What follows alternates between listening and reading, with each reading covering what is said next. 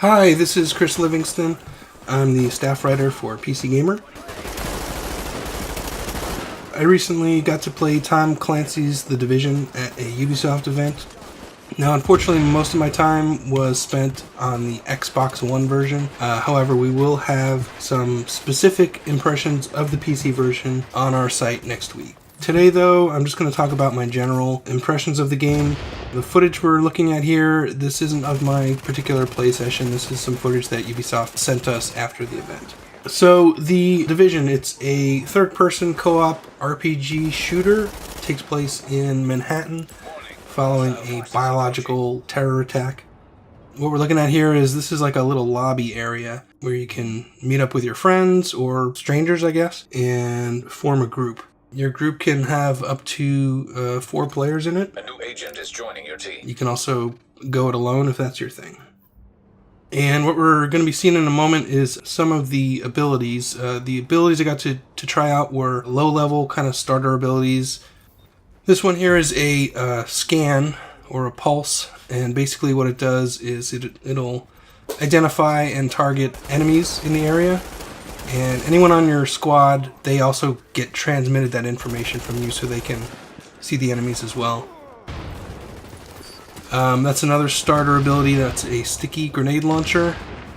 This one is a like an auto turret. That one comes at higher levels, but you can drop it on the ground and it'll shoot for you. And this is a riot shield. I actually use this one quite a lot during my session. It's great because, you know, if an enemy won't come out of cover, you can just kind of walk on over to him. So there aren't any player classes in The Division. You're not locked into a role simply by choosing, you know, your character. You can build them pretty much any way you want, which is nice. That way, you know, if you've been focusing on being a medic and you join a group and they've already got a medic, you can just swap out your abilities and try something else. My general impressions of the combat, I thought the cover system worked really well, but as for the combat itself, I was a little underwhelmed. Even within a 2-hour period, it did get a bit repetitive. The enemies, they just felt like kind of a little too bullet spongy, I guess.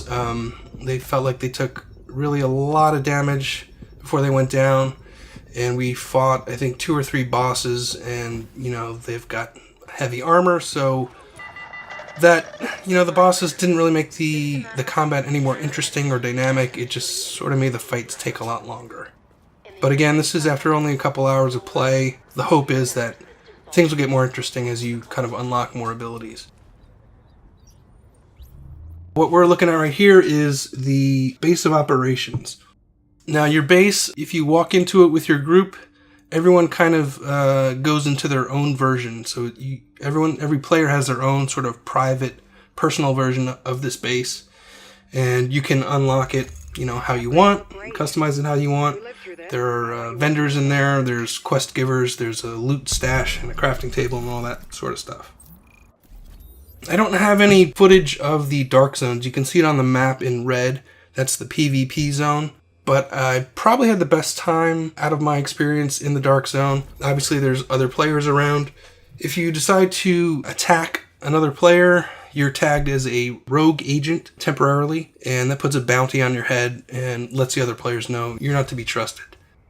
When you find gear in the Dark Zone, you can't just carry it out. You can't just hop a fence and run back to your base. You have to be extracted via helicopter, and that involves running to an extraction zone and firing a flare into the air. Obviously, everyone can see your flare, so when we did that during my session, there were about 10 other players started showing up, and everyone was sort of getting very tense and very edgy as more and more players arrived, and everyone was pointing guns at each other, and, you know, naturally it wound up in a huge chaotic battle, which was a lot of fun.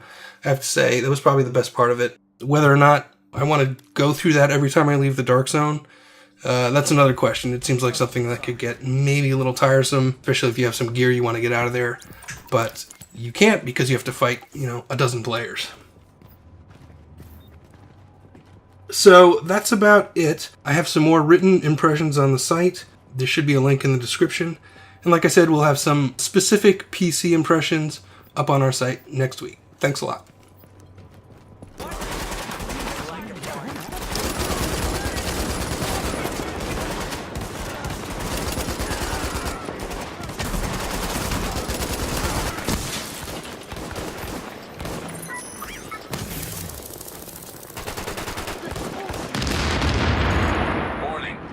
Incoming hostiles detected.